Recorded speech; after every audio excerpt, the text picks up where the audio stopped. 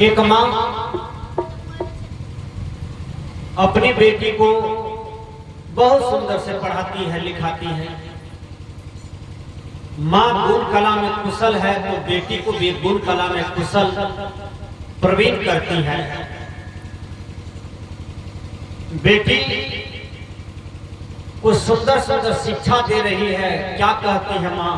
बेटी, घोर कलयुग चल रहा है, किसी अनावश्यक लड़के से तुम एकांत में बात न करना, किसी से मजाक नहीं करना, गलत सहेलियों के साथ नहीं जाना। बेटी, फूल में दाग नहीं लगाना। बेटी, संसार में जितने भी युवक हैं सब तुम्हारे भाई के समान हैं। जितने भी बच्ची हैं सब छोटी बहन के समान है। जितने भी बच्चे हैं सब छोटे भाई के समान है। और जितने भी बूढ़े बूढ़ी हैं सब तुम्हारे दादा दादी के समान है। इतना बढ़िया ज्ञान माँ देती है और वह बेटी बन बन के जाती है पढ़ने के लिए। साइकिल से आओ पढ़ करके सीधे घर आती है।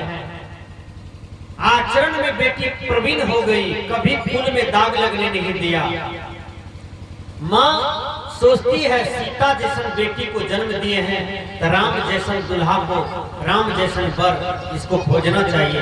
खोज करके शादी कराती है, विदाई करती है। तो विदाई के काल में माँ कहती है, बेटी एक ही व्रत एक ही नेमा, काय वचन मन पति पद प्रेमा। बेटी, मन वचन कर्म से तुम पति का सेवा करना। पति ही तुम्हारा देवता है, पति ही तुम्हारा भगवान है। पति के चलते ही तुमको सब कुछ शोभा देगा। देखिए कितना बढ़िया शिक्षा दिया। आओ वही सीता जैसन बेटी को आप रावण जैसा पति खोज करके दे दीजिए, तब उसका क्या दुर्दशा होगा। एक ऐसे ही सीता बेटी को रावण जैसा पति मिल गया। रावण का मतलब दारू पीने वाला, मांस खाने वाला, घमंड में चलने वाला, सत्संग की अवहेलना करने वाला, साधु महात्मा की निंदा करने वाला, यही तो रावण का कर्म है। तो सीता जैसन बेटी को रावण जैसा पति मिल गया तो उसको अनेक प्रकार की दुख हो रहा था ससुराल में। अचानक एक दिन बाबूजी पहुंच गए बेटी के यहाँ संदेश लेकर के, और बेटी आती है प्रणाम करके बाबूजी के चरण पकड़ करके रोने लगी। तो बाबू कहते हैं, बेटी हम आए हैं तो तुमको खुशी न होना चाहिए, तुम रोती क्यों हो? कहा, देखते हैं बाबा अगला दांत मेरा टूट गया। कहा क्यों? कहा हमारे पति हमको कल बेलना से मारा है, दांत पर दांते तोड़ दिया। कहा क्यों? कहा एक नंबर शराबी है, शराब पी करके आया तो मैंने शराब का विरोध किया कि शराब पीने से बीमारियां होता है, शराब पीने से रुपया ज्यादा खर्च होता है। आओ ये सब का त्याग कीजिए। तो हम ही पर बरस गए हमारे पति। विचार कीजिएगा, यदि एक नंबर शराबी कोई है समाज में, परिवार में, तो वो सबसे पहले दुख किसको देता है? तो अपनी पत्नी को देता है, और अपनी पत्नी को पिटाई पिटाई कर करके मारता है। तो वह बेटी रोती है बाबूजी के चरण पकड़ करके और क्या कहती है?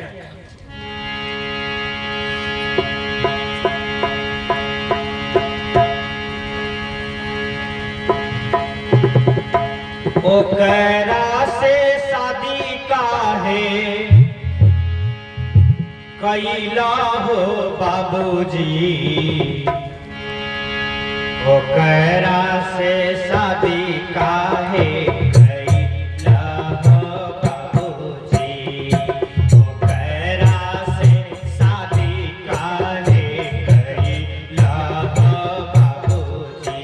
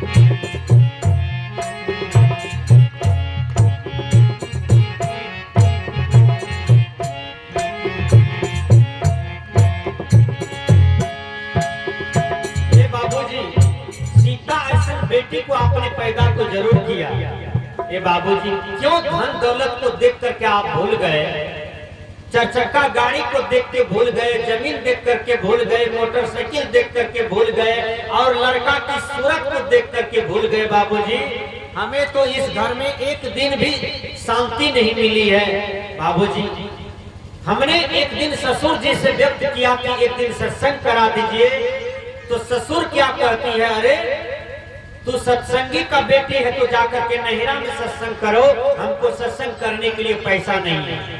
देखिए आदमी पाप काम करता है तो उसके लिए पैसा खर्च करता है, लेकिन पुण्य काम करने के लिए पैसा खर्च नहीं करते हैं। संत कहते हैं यही तो मानव जीवन में दुर्मति है, यही तो मानव जीवन की दुर्मति है, और यह दुर्मति का त्याग होना चाहिए।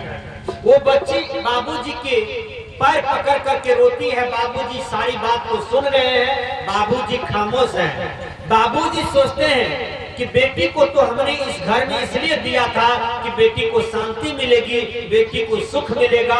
आज बेटी तो ज्यादा धन दौलत है, लेकिन फिर भी हमारी बेटी रो रही है। बाबूजी की भी आंख से आंसू गिरने लगता है। तब फिर बेटी कहती है, ये बाबूजी धन जन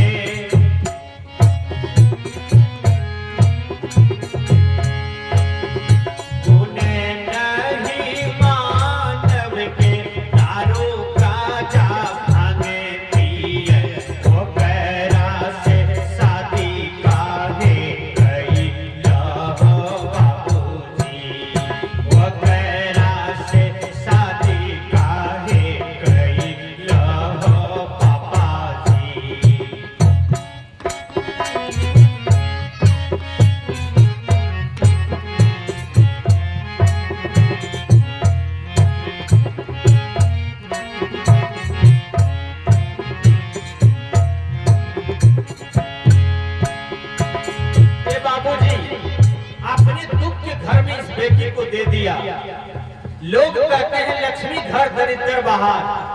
दरिद्र कैसे आता है इस पर तो पहले विचार कीजिए।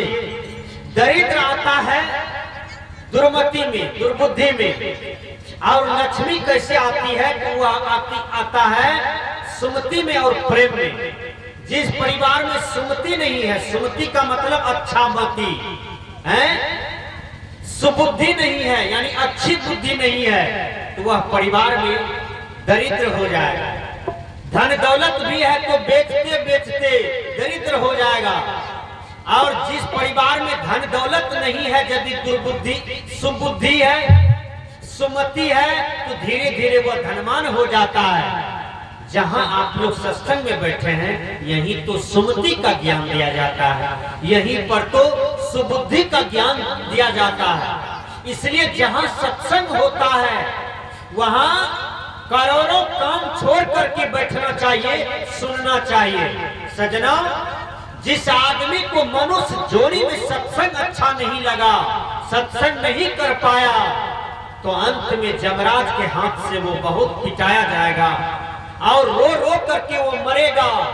उस समय पछताएगा कि हम हनुमान नगर में आए, केवल मकान बनाए, हाथी घोड़ा खरीदे, सोना चांदी खरीदे, जीवन भर बनमनखी मार्केट किए, लेकिन धर्म कर्म नहीं कर पाए।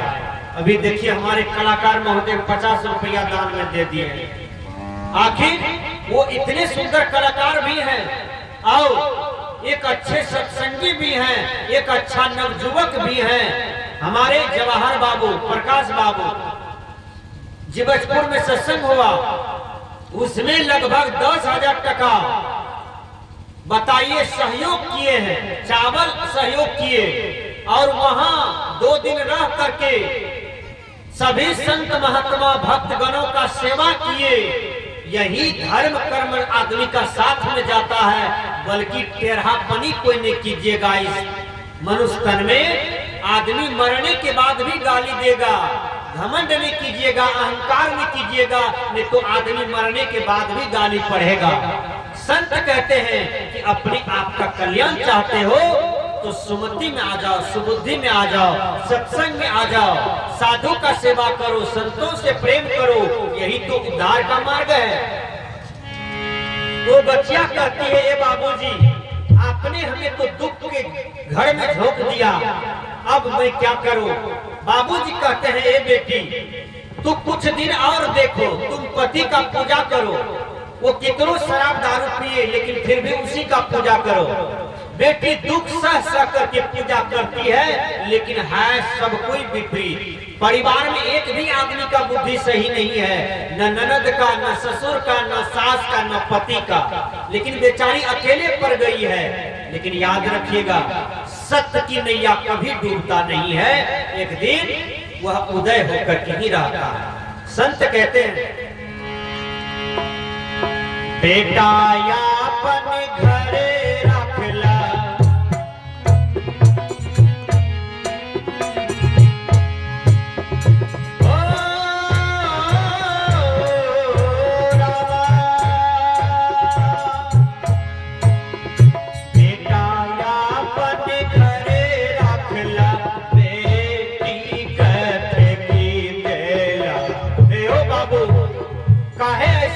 बेटी के साथ पुतहू कहते हैं बढ़िया से ढूंढ करके लाएंगे, देखने में सुंदर हो, व्यवहार बढ़िया हो, विचार बढ़िया हो। इस बेटी को आप कैसे जन्म दिए थे जो बेटी को कहीं पर भी झोंक दिए? मेरे बाबूजी जवाब दीजिए। बाबूजी की आंख से आंसू गिर रहा है, बाबूजी जवाब नहीं दे पा रहे हैं। संत कहते हैं, बेटा यापन घरे रखला,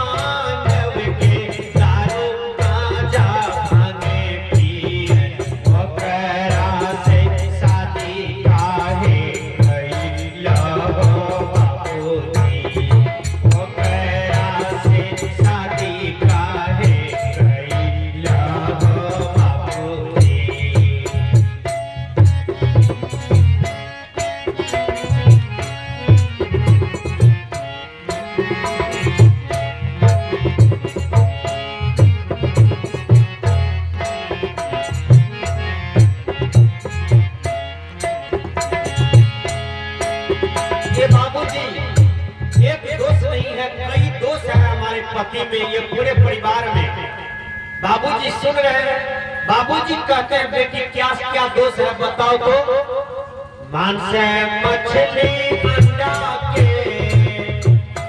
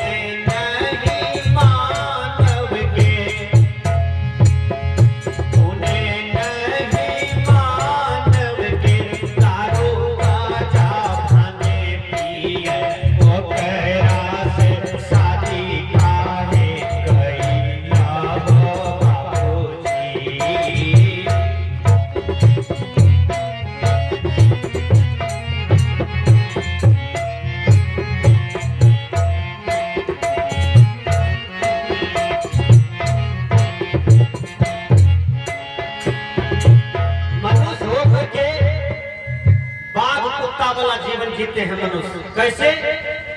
आप देखिएगा बस स्टैंड में मछली बिकता है।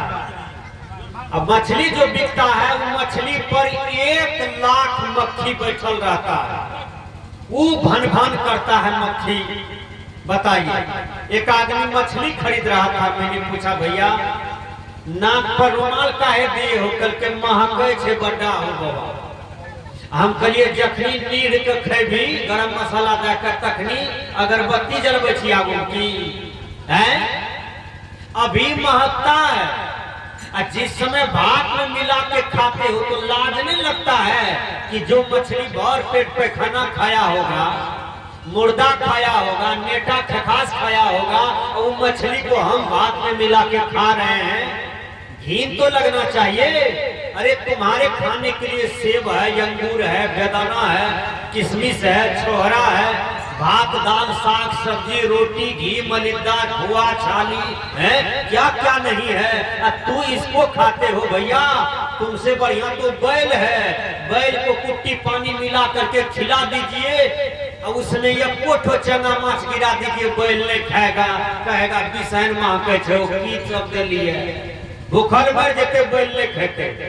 तो उससे बढ़िया है, आपसे बढ़िया बैल न है कि बैल वैष्णव का जीवन जीता है, गाय वैष्णव का जीवन जीती है, लेकिन आप मनुष्य होकर के साकट का जीवन जीते हैं। इसलिए हर आदमी वैष्णव का जीवन जिए।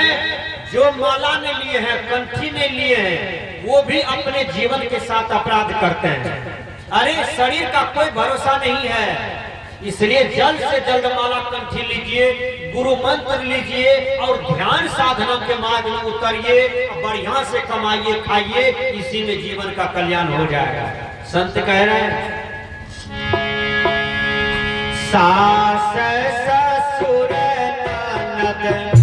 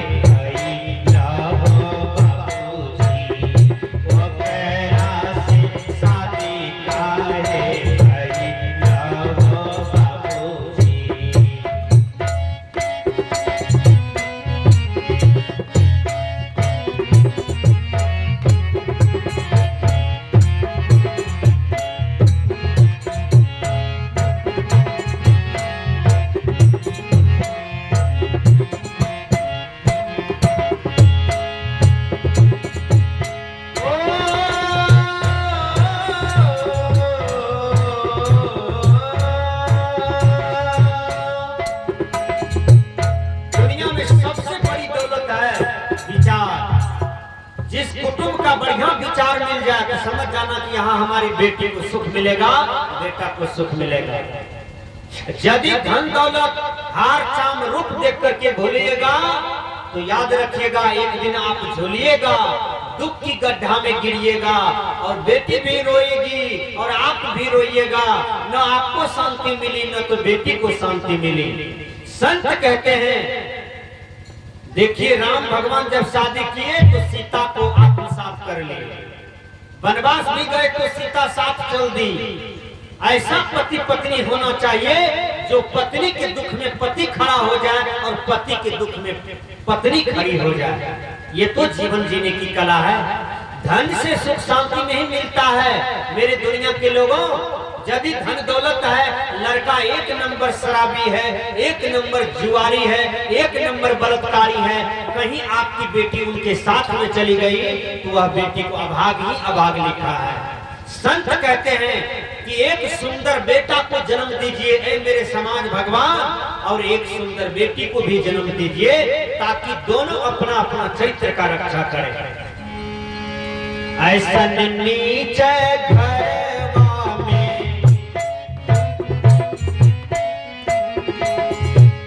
ओ रामा, ऐसा नीचे घरवा में मिलन सत्संग भजन, ऐसा नीचे घरवा में मिलन सत्संग भजन, जन मन मोर व्यर्थ में जाए हो बाबूजी, जन मन मोर व्यर्थ में जाए हो बाबूजी, उन्हें नहीं मानव के ओ रामा हो, उन्हें नहीं मानव के दारू गांजा भांगे पिए, वो पैरा से शादी काहे कैला हो बाबूजी, वो पैरा से शादी काहे कैला हो बाबाजी।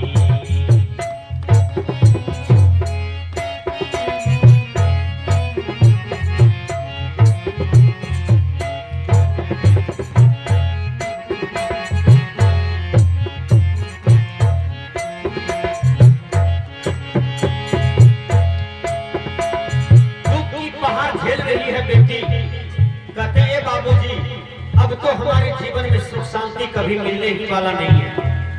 इससे बढ़िया है कि संत महात्मा बोले हैं कि त्याग ही परम सुख है। मैं भोग मार्ग को त्याग रही हूँ बाबूजी, न ऐसा पति चाहिए न सास ससुर चाहिए, नहरा के लोग तो स्वीकार करेंगे ही नहीं। जो जीवन माँ मीरा जी ली है, जो जीवन माँ सबरी जिया है, जो जीवन बड़े बड़े त्याग वैराग के महापुरुष जिए हैं बाबूजी, अब मुझे लगता है वही मार्ग पकड़ना होगा। इंद्रमती का मार्ग पकड़ना होगा, खेमसरी का मार्ग पकड़ना होगा बाबूजी। अब हमको गुरु के शरण में जाने दीजिए और आप हमको आदेश कर दीजिए। वह बेटी शराबी पति का त्याग कर दिया, शराबी ससुराल का त्याग कर दिया और नहरा भी नहीं गई और गुरु से दीक्षा लेकर के साधना परायण जीवन जीने लगी, त्याग वैराग का जीवन जीने लगी और अपने जीवन का कल्याण कर लिया। सजना, जिस दुनिया के लोग को आप अपना मानते हैं, यदि ये दुनिया आपको लात मारती है तो समझ जाना दुनिया आपके साथ नहीं है। ये दुनिया, ये महफिल कोई काम की नहीं, कोई काम की नहीं है ये दुनिया, ये महफिल, और आपको कभी काम देने वाले नहीं हैं। संत कहते हैं ऐसा अच्छा रहे तो,